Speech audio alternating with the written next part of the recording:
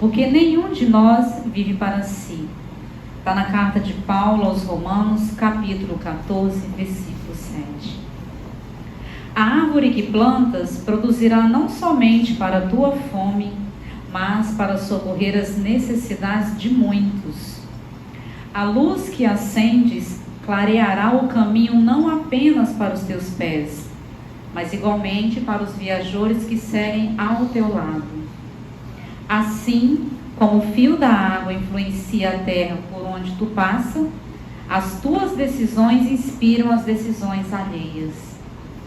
Milhares de olhos observam-te os passos, milhares de ouvidos escutam-te a voz e milhares de corações recebem-te os estímulos para o bem ou para o mal.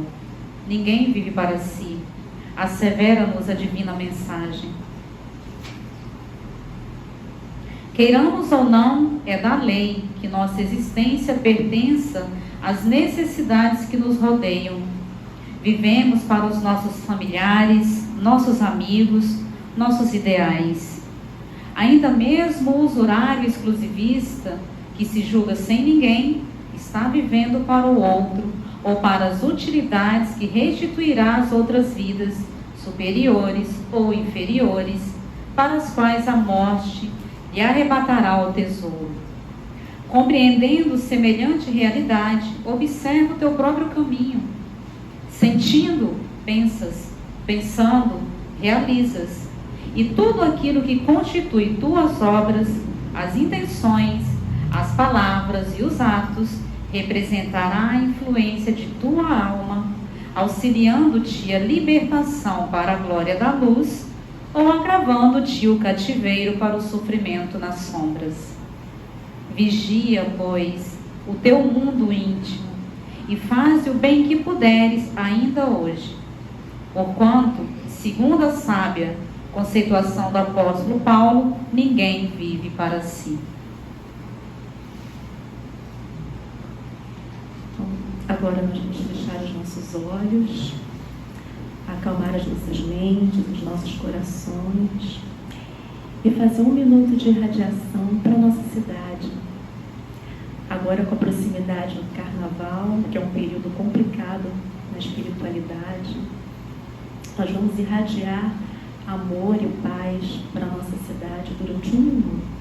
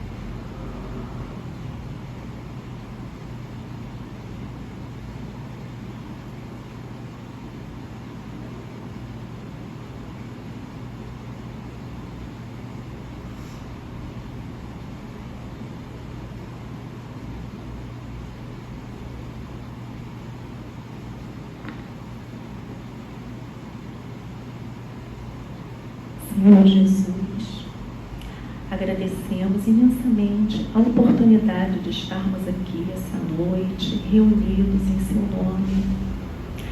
Agradecemos aos nossos mentores espirituais que nos trouxeram em segurança até aqui.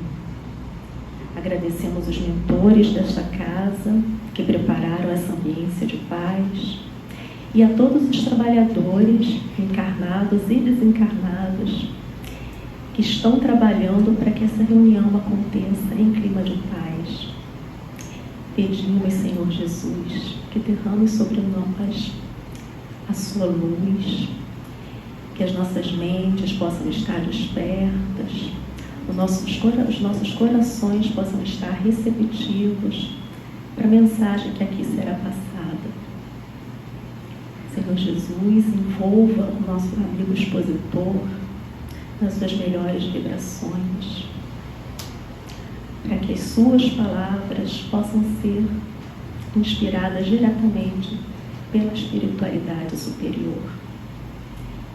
E assim, Senhor Jesus, pedimos autorização para darmos início a mais uma reunião pública. E rogamos a sua presença, pois é sempre maravilhoso, Senhor, estarmos em sua companhia. Que assim seja.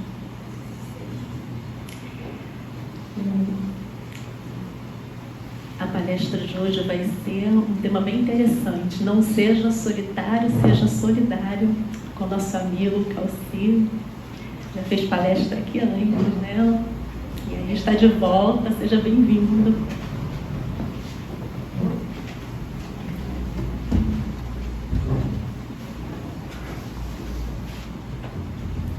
Minhas irmãs, meus irmãos, muita paz.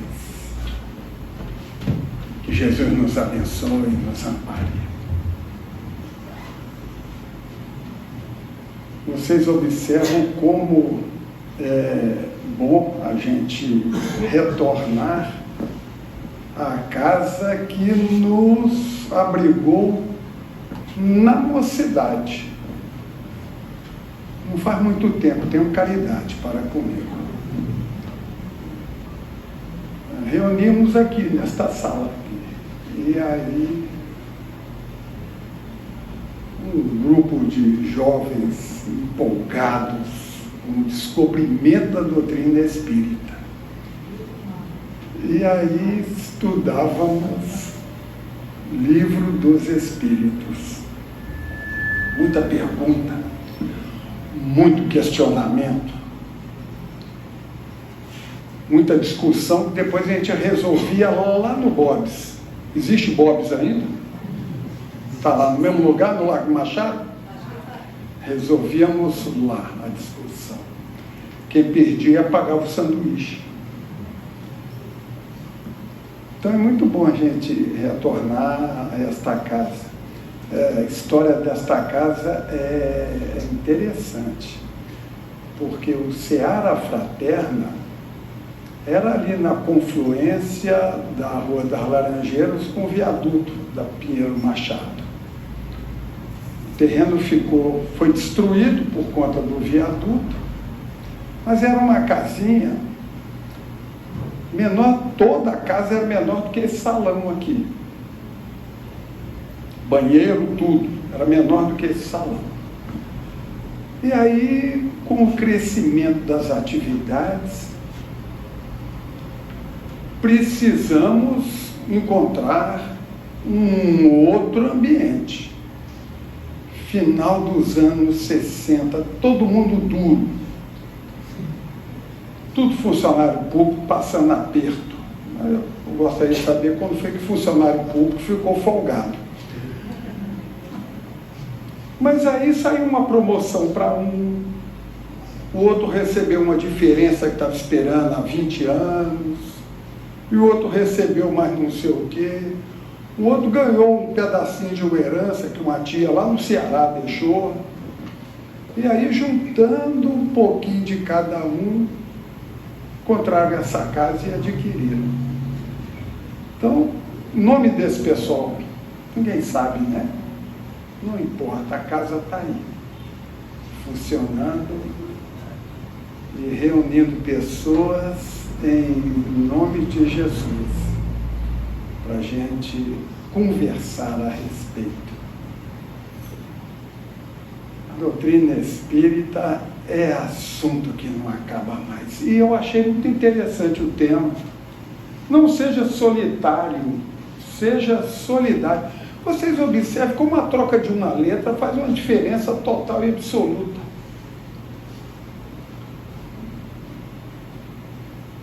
Não seja solitário. Aqui não está se falando daquelas pessoas que buscam a solidão para se retemperar. Como, por exemplo, eu e aquela moça que está ali, que frequentava a mocidade, estamos estudando livro de Espírito até hoje. A gente saiu, estavam com a vida muito... Vamos passar uns dias em Cabo Frio? Vamos. Muito bom. Não está se falando dessa solidão necessária, precisa, para retemperar. a gente observa que até o Cristo, por 40 dias, no início da sua missão, se retirou. Paulo de Tarso ficou 3 anos afastado no deserto, se preparando para a missão. Quando se fala de solidão, não é essa necessária, que é preciso para retemperar, mas é aquela solidão constante, buscada, não a imposta, mas a desejada, a buscada. Pessoas que têm dificuldade de lidar com os outros. E que, portanto, se retiram para não serem mais agredidos. Chico Xavier dizia que nós estamos na Terra para perder e ganhar. Até nas perdas efetivas, que nos levam muitas das vezes à solidão, afetivas também, há uma lição aí a ser aprendida. A espiritualidade está nos chamando para que a gente medite a respeito de algo que a gente precisa aprender. Caso contrário, nós não passaríamos. E se estamos passando, é porque a espiritualidade sabe que nós temos condição de aprender com aquela situação. Então, quando em acontecendo solidão, imposta, não buscada, talvez seja um momento da gente conversar com a gente mesmo. O que é que a espiritualidade está querendo me ensinar com esse processo que eu estou passando? Porque tudo na vida é aprendizagem. Geralmente a atitude é muitas das vezes de revolta. Olha, essa outra moça que está entrando aí também frequentava também a mocidade. Faz favor, elemento número 3. Só falta um. Falta mais um.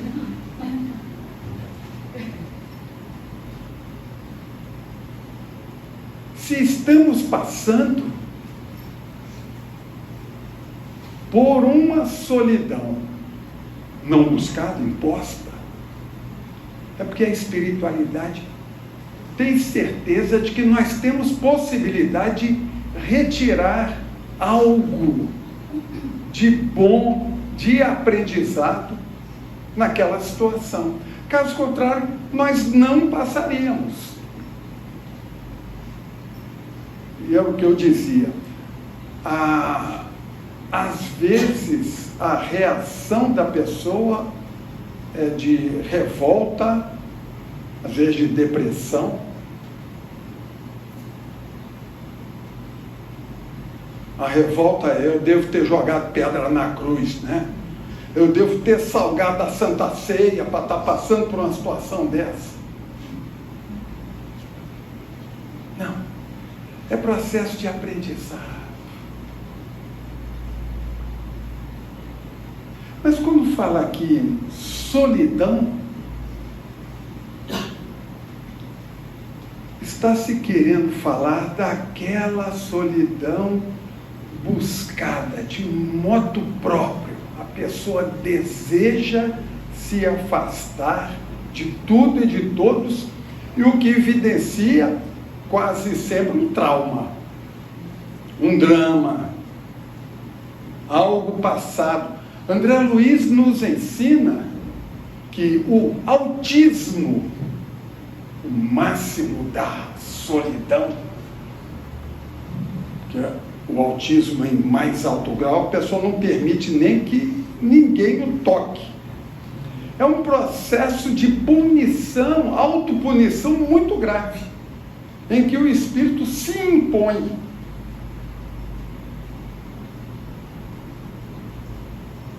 Mas não há ganho com isso. O ganho é... Eu lembrei de uma música aqui. É levantar, sacudir a poeira. Como é que é? Levanta. Vocês também gostam, né? Levanta, sacode a poeira, dá a volta por cima. O chamado é esse.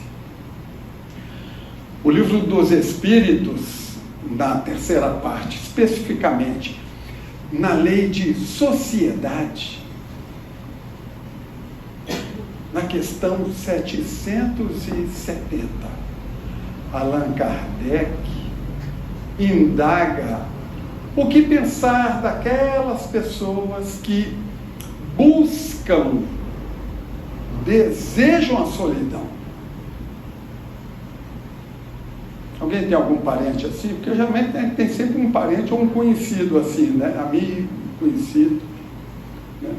Não quer saber de ninguém.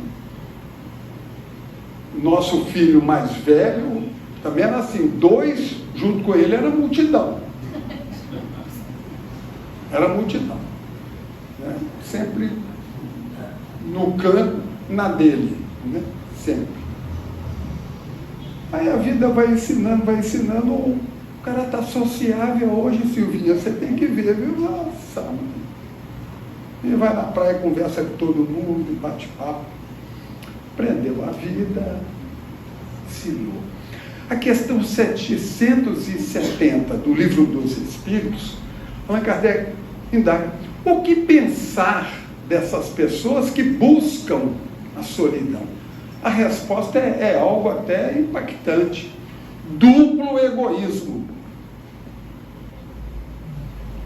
Egoísmo já é ruim, né? Você imagina duplo egoísmo. Porque o egoísmo para com aqueles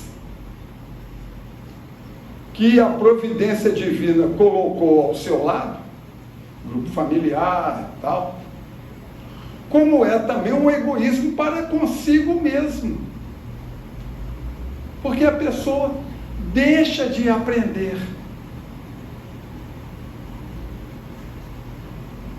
E o ser humano é o único que aprende com a vitória ou com a derrota do outro.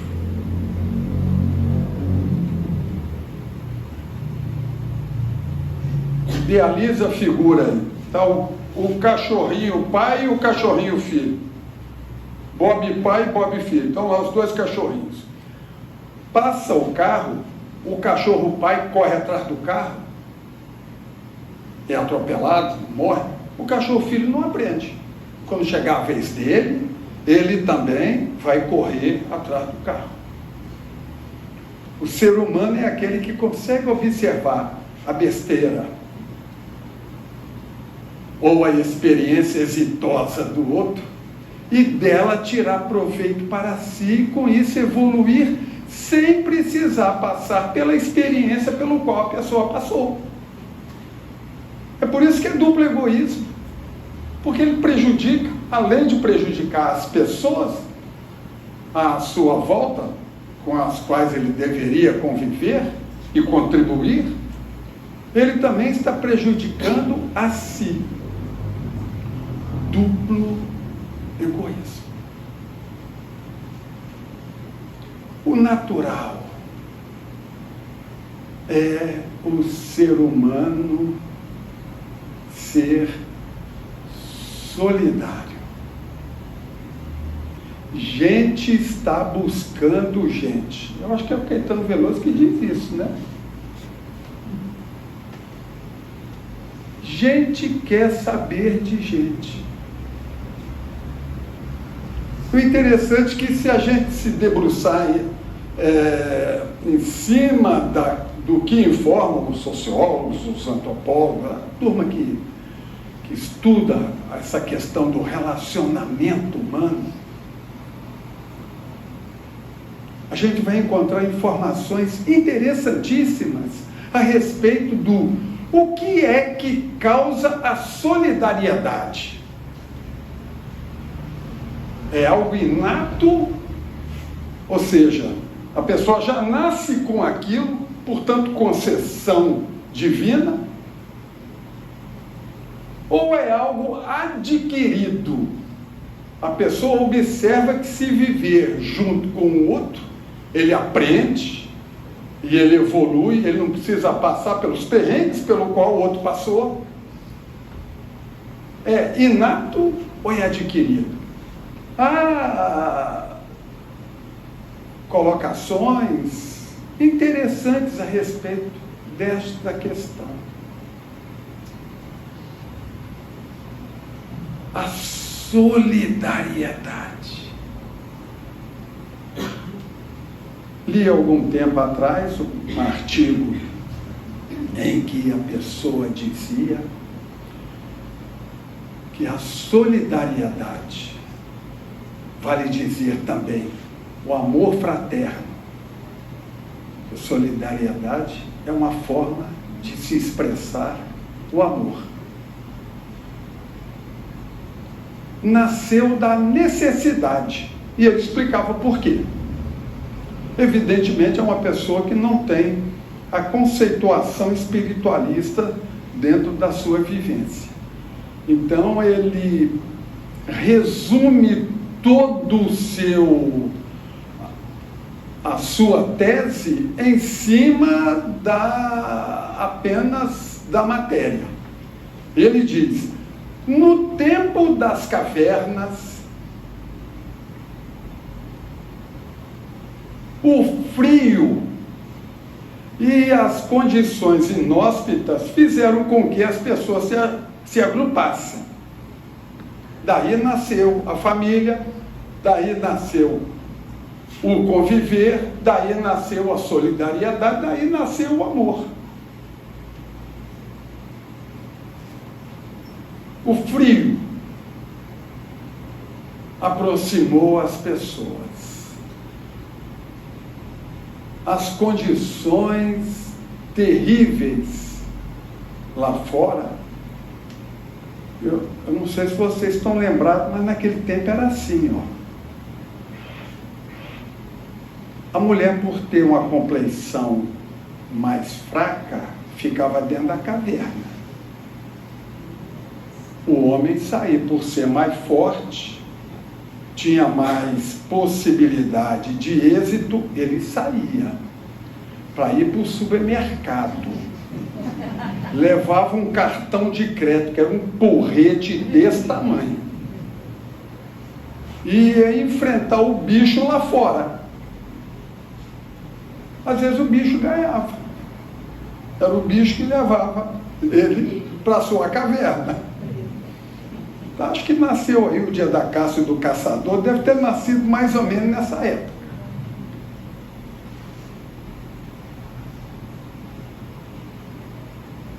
A solidariedade.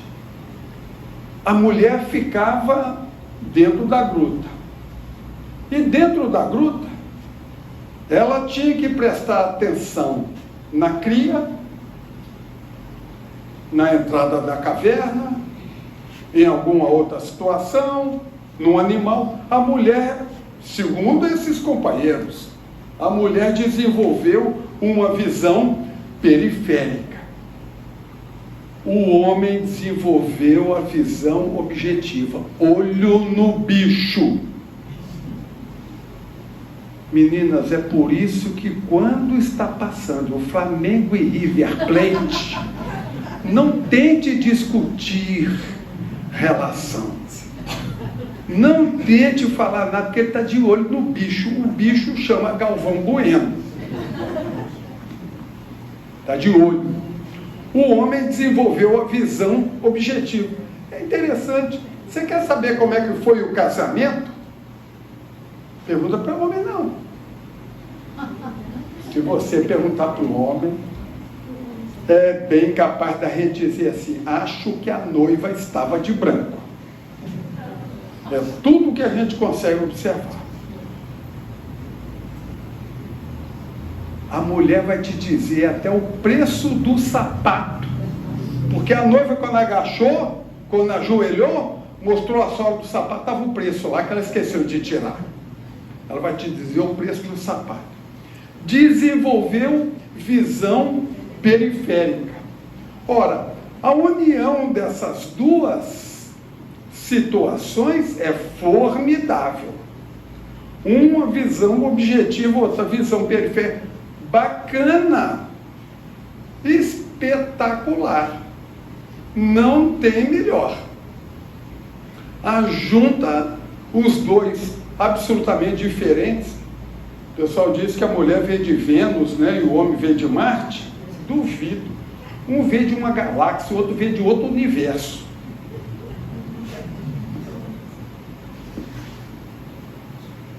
Mas é um encontro. No auxílio, cada um da sua dificuldade é que se complementa. Então, esses entendidos, especialistas no assunto, nos afirmam que a solidariedade nasceu da necessidade, do frio, do bicho grande lá fora, das condições absolutamente adversas. E eu, como, apesar de ter morado no Rio muito tempo, mas como um bom mineiro e atualmente bom goiano, eu vou dizer, uai, sou. E quando as condições adversas acabaram, quando inventaram a blusa de lã e acabaram com o frio, quando o bicho foi domesticado e está cacarejando lá no fundo do quintal, virou uma galinha, quando todas as condições adversas foram vencidas, por que continuam esses dois seres tão diferentes, continuam se procurando? Então é preciso observar que a explicação quanto à necessidade do frio, das condições adversas, podem ter sido condição importantíssima, mas não a causa profunda. A causa profunda a gente encontra junto àqueles que são espiritualistas e que dizem: Deus concedeu a cada ser humano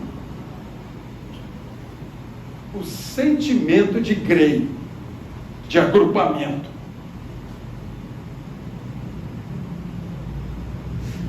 Alguns animais têm também.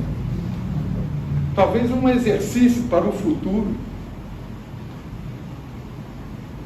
Mas o normal, no reino animal, é o acasalamento aconteceu, desfez logo ali e acabou. O ser humano é aquele que permanece ainda buscando. Eu tenho um grande amigo, ele é um filósofo nato, espetacular, e quando nós vimos um convite de um colega que estava casando pela 5ª vez, esse companheiro, esse amigo, comentou: um novo casamento é a grande vitória da esperança sobre a experiência. É o sentimento de Grey. É a vontade de estar junto com alguém, que faz com que a gente se reúna em países, em planetas. Em doutrina espírita a gente pode até colocar assim: em planetas. Temos um componente, os 22 bilhões de espíritos entre encarnados e desencarnados, que é a lotação do planeta Terra comporta. Todos nós temos uma característica e que nos une aqui nesse planeta. Quando não tivermos mais, se avançarmos demais, podemos ir para outros planetas. Então vivemos em planetas, em continentes, em países, em cidades, em família, em agrupamento familiar.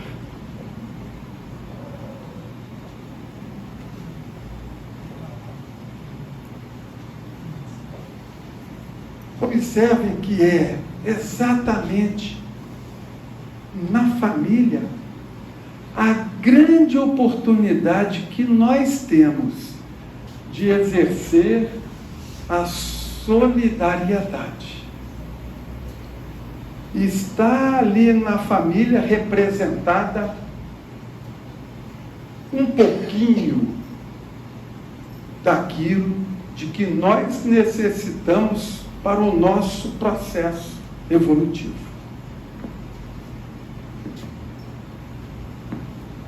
Sentimentos de Grey. Nós mesmos procuramos. Um grande escritor espírita, chamado José Sobrinho Martins Peralva, conhecido como Martins Peralva, várias obras publicadas. Na obra O Pensamento de Emmanuel, ele classifica os agrupamentos familiares no exercício da solidariedade em 5 grupos bem distintos: fortuitos, provacionais, afins, transcendentais e sacrificiais.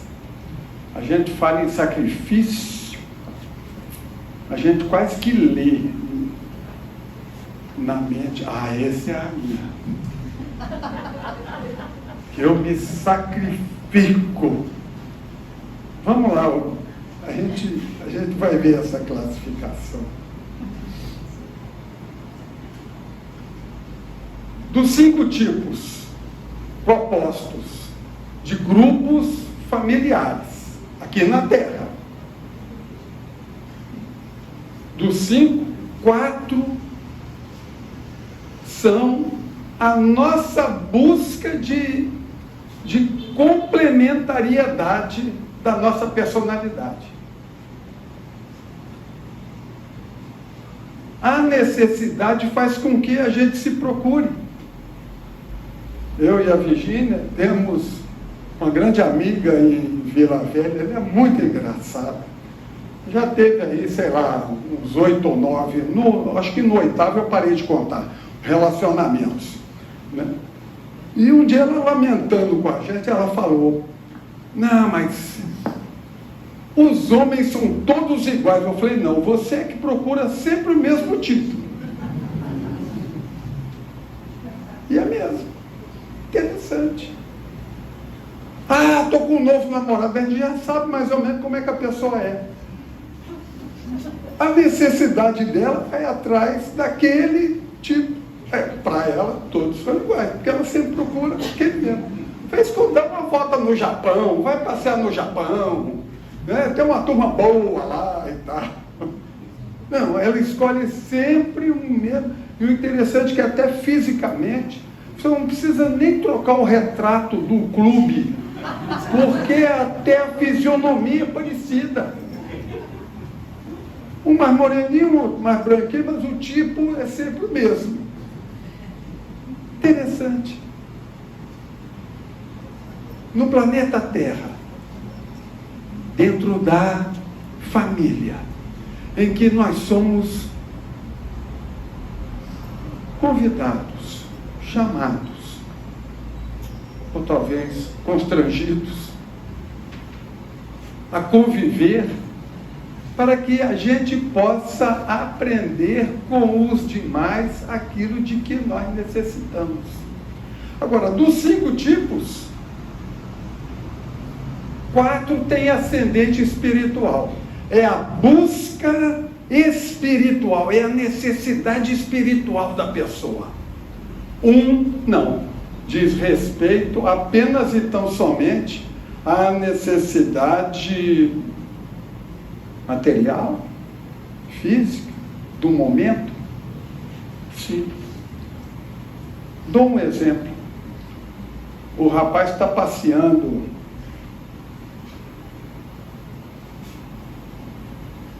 lá na roda gigante. Ele está lá, passeando, e ele vê uma moça. E ele percebe que a moça tem muito talento. E ela percebe que ele tem muita personalidade. Pronto. Se consorcia. Existe algum componente espiritual nessa ação? Nenhuma. Então, você não jogou pedra na cruz e Deus está te punindo, não. Foi você com a sua deliberação. Porque nós não somos manejados por Deus. Acho que é o Cazuza que diz que nós somos uma experiência de Deus, né? Nós somos bonecos, ventrílocos, marionetes de Deus. Deus nos concede o livre-arbítrio. E nem Ele retira. Nós, com a nossa ação, limitamos o livre-arbítrio concedido por Deus. Somos nós mesmos. Então, os chamados encontros fortuitos não visam o desenvolvimento da solidariedade. Objetivo apenas o atendimento de algo passageiro, se é interessante ou não. A experiência depois vai ser. Talvez até seja. Então, os chamados encontros, grupos familiares fortuitos, é como o nome diz, é objeto do nosso livre-arbítrio, da nossa deliberação. Seres dotados de capacidade e de vontade, de ação e de agir e de desejar e querer e de ser que Deus nos concede. Os demais, os 4 tipos, estão muito bem caracterizados dentro de um ascendente espiritual. Encontros provacionais. A gente fala em provação. A gente vê que tem gente até que arrepia, né? Não. Lembra aquele tempo que você ia para o banco escolar? No dia que você estudava muito, a prova não era uma aprovação tão grande assim, era? Não, não era. Era até boa de fazer, se divertir e saía contando vantagem, né? Quando a gente não estuda, aí a prova é uma aprovação. Então, nem toda prova é uma aprovação. Nem toda situação pela qual a gente passa tem como objetivo um castigo. Infelizmente, e é de se lamentar, que as religiões cristãs que antecederam a doutrina espírita apregou muito isso. O pecado, o erro, o castigo, a punição de Deus. Nada disso. Nem pecado, nem erro. Consequência. E você pode fazer da consequência algo muito bom. Ó, fiz, errei, aprendi, não faço mais. Ótimo, bacana. Evoluiu naquele ponto. Então serve para aprender.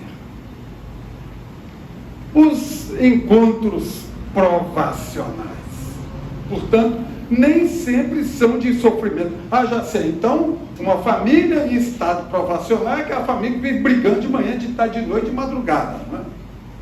Aquela que espera a hora do evangelho no lar para um dar indireto para o outro. Vocês conhecem alguém assim?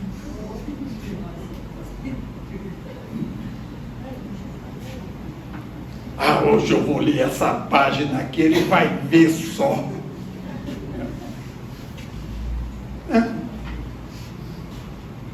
Está cutucando os outros. Bobagem. Bobagem. Encontros profissionais é encontro de espíritos diferentes, porém complementares.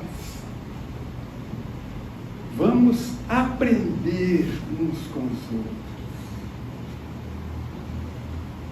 Cada um aprendendo um com o outro. Quando a gente se coloca na posição de alunos, aprendizes que somos, eu acho que a coisa fica mais suave.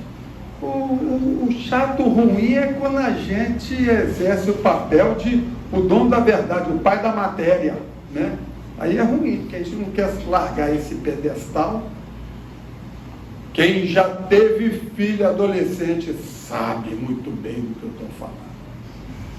Filho adolescente talvez seja a penúltima oportunidade que a gente tem para se educar.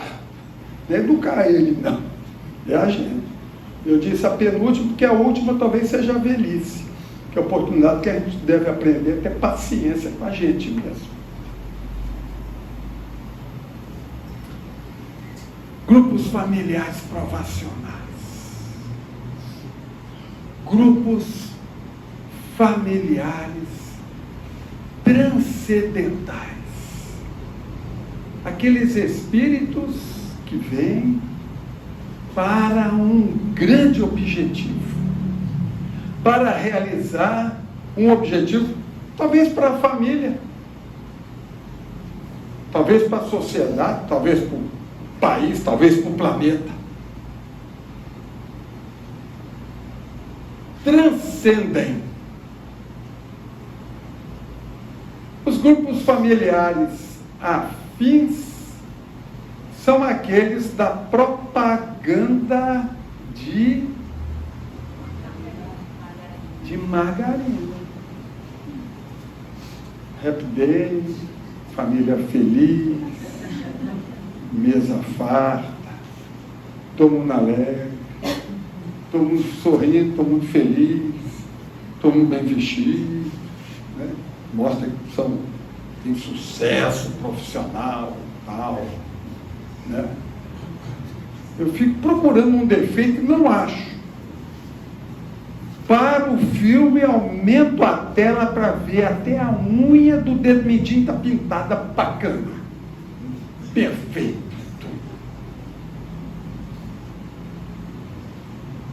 Encontro de famílias afins. Talvez não seja essa margarina toda, mas eu tenho certeza que se a gente não vive uma situação parecida, não tão exagerada quanto a propaganda apresenta, mas parecida, talvez a gente conheça alguém, um grupo familiar que seja assim. O pai, a mãe, os filhos.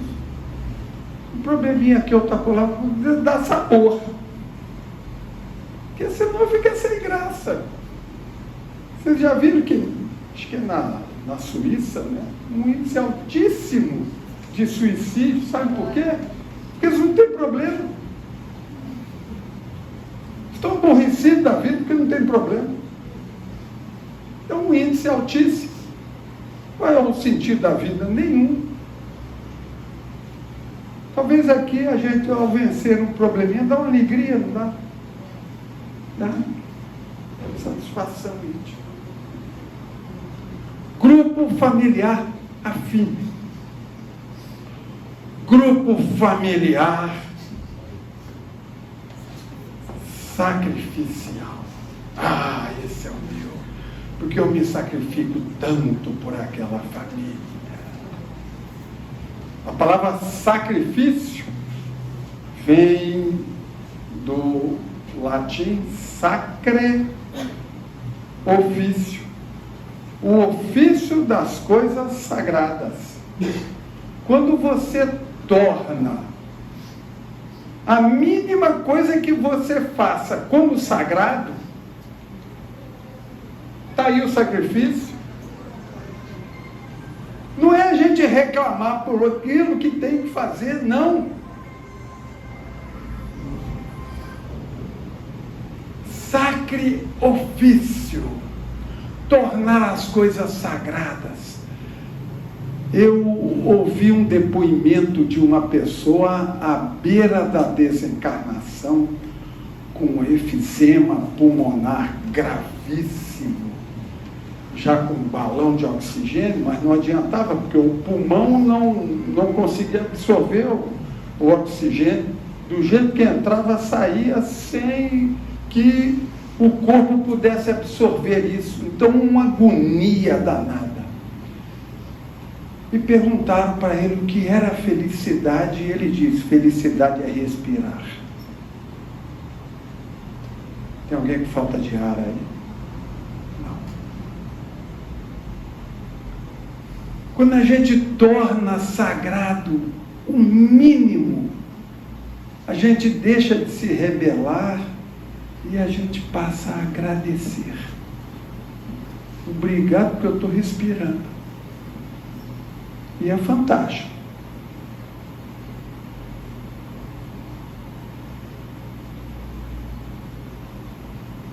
Tornar as coisas sagradas.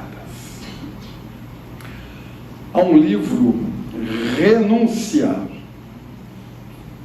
Emmanuel. Eu gosto de falar Emmanuel, evita Emmanuel. Então o nome é Emmanuel mesmo. A tônica é no final da palavra. Conforme os professores, na primeira sílaba, contando de lá para cá. É Ezequiel, não é Ezequiel. É Gabriel, é Gabriel. Então é Emmanuel. Ora bolotas. Ah, mas o Chico chama quem ele quiser, do jeito que ele quiser. Chico, meu amigo Lincoln. Ô Pedro, como é que vai? Não, o nome dele é Lincoln, Chico. Pois é, Pedro. Coisas do Chico Xavier. Emmanuel,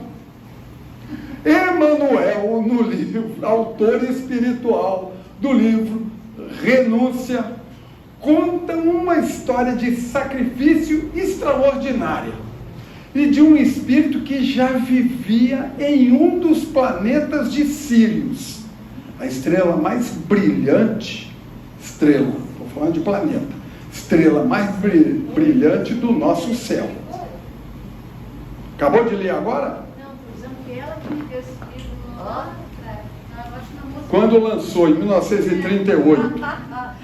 Eu me lembro. Eu estava em espírito, claro. Conta a história de Alcione, que Emmanuel chama de Alcione.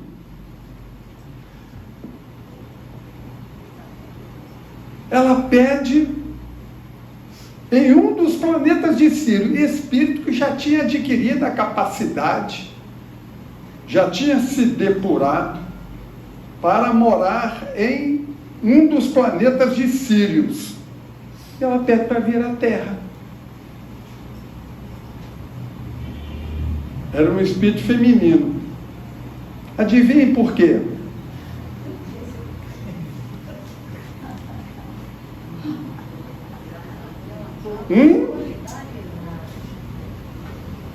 Solidariedade a quem?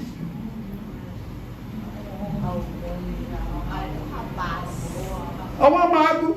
Essa mania maravilhosa, espetacular que as mulheres têm de salvar os homens. É um negócio impressionante.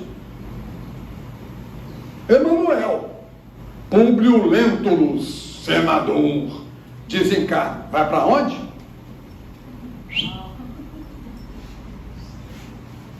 Flávia, desencarna. Vai para onde? A mãe do André Luiz, dona de casa, fazia feijão, fazia arroz, lavava as vasilhas todas, cuidava do jardim, tá? Dava banho das crianças. Desencarna, vai para onde? Para uma colônia acima do nosso lar. Ela, quando vinha da colônia onde ela estava para nosso lar, ela tinha que se materializar. Está lá no livro. Nosso lar. Ela tem que se materializar para que aqueles que moram em nosso lar possam enxergá-la.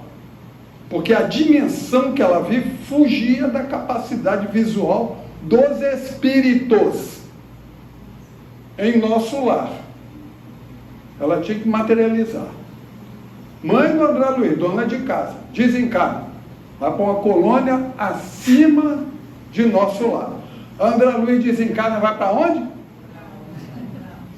Buraco. E o pai também. E o pai dele também. Essa mania maravilhosa, espetacular que as mulheres têm de salvar os homens. Alcione pede para reencarnar na Terra em sacrifício. Mas não em sacrifício, tortura, morte, doença. Isso tudo é a condição da Terra. Mas ela não pede para vir para sofrer. Não. Ela pede para vir para ajudar o amado. A minha esquecidinha dela. E ela vem. Querem saber o final? Não conto. Renunciar. Um espetáculo. Mas não começa a ler hoje não, senão você não vai dormir de tão bom que é o livro. Você vai passar a noite inteira lendo. Começa amanhã. Amanhã é sábado, ótimo. Espírito sacrificial. É aquele que vem para ajudar uma pessoa. E às vezes a gente nem se dá conta do sacrifício feito. Porque quem faz sacrifício nesse sentido não joga na cara. Rebelde que é obrigado a fazer é quem joga na cara. Quem vem com o espírito do verdadeiro sacrifício, do ofício da coisa sagrada, de tornar sagrado,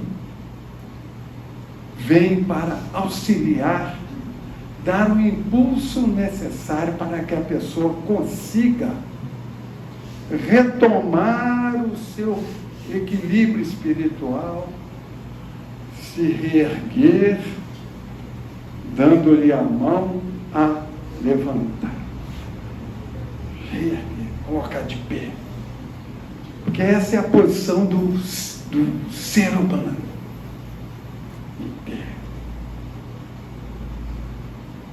Mostrando toda a capacidade que há. Então,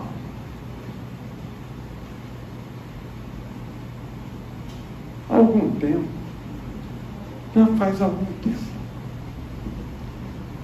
eu visitei Itaipu, geradores imensos, volume de água estupendo para gerar energia.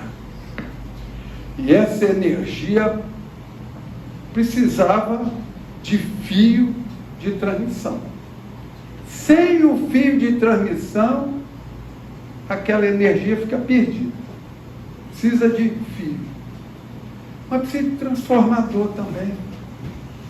Para que aquela energia toda não arrebente com os aparelhos todos, é preciso um transformador para atenuar aquela voltagem e tal, colocando-a dentro do padrão necessário para ser recebido. E você entra na casa onde essa energia produzida chega. e você verifica que para a luz se fazer, é preciso uma tomada, é preciso um botãozinho ali para acender. É preciso uma lâmpada. É preciso um fiozinho para conduzir. Senão toda aquela energia produzida vale nada. Dentro da lâmpada tem um filamentozinho mínimo que se encandeia. Estou falando ainda daquelas lâmpadas que já não existem mais. Um filamentozinho que se encandeia e que dá luz. Se arrebenta esse filamento, toda aquela energia produzida lá em Itaipu é em vão, não iluminou. O que eu estou querendo dizer com isso? Cada um de nós tem a possibilidade de ser solidário, dentro das nossas condições. Ah, mas eu queria ser um Chico Xavier. Espere 10.500 anos. Agora, se você não fizer nada, você daqui a 10.500 anos não será Chico Xavier, vai ser você com mais 10.500 anos só. A grande notícia que a gente recebe é essa. Cada um de nós tem a possibilidade de ser solidário para com alguém. Ninguém é pobre que não consiga dar um sorriso, uma informação, afastar uma casca de banana que você vê na calçada, para que ninguém que não consiga enxergar caia. É uma solidariedade que você está fazendo a quem você não sabe. O mérito é maior. A grande notícia que a doutrina espírita traz para a gente é essa. Somos seres imperfeitos, moradores, habitantes de um planeta de expiação e prova. Portanto, a esmagadora maioria de nós encontra-se em um agrupamento provacional, que é o que a grande maioria da população terrestre. Talvez estejamos assim. Somos imperfeitos, orgulhosos, metida besta, ignorantes. Mas Jesus acredita na gente.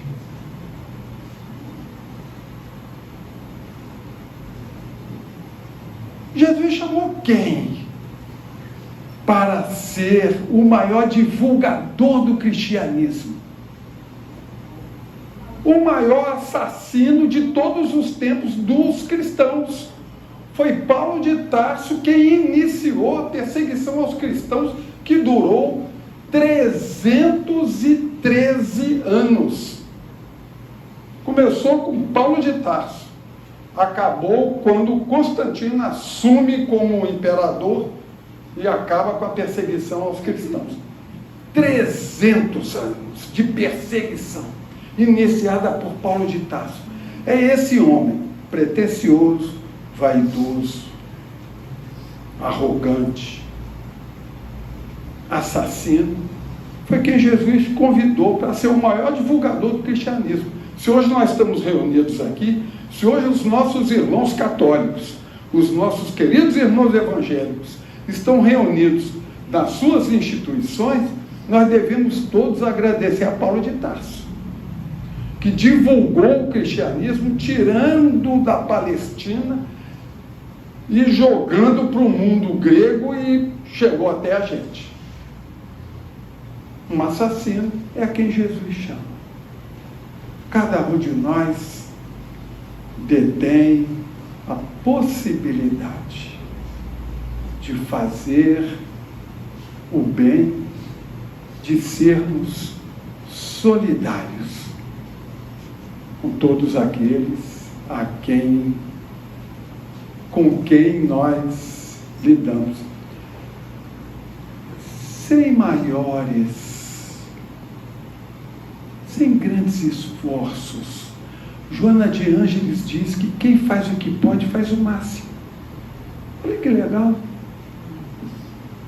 Você faz o que pode, está fazendo o máximo. É o estímulo para que sejamos solidários uns para com os outros, desenvolvendo em nós transformando em nós esse sentimento de agremiação de Grey em solidariedade, que mais tarde se transmutará em sentimento de amor. Que Jesus nos abençoe. Muito obrigado. Nós que agradecemos.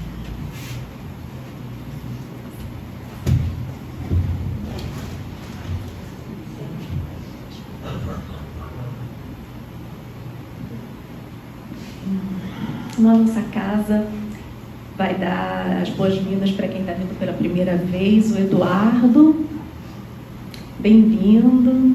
Fernanda Souza, bem-vinda. Gustavo, muito bem-vindo.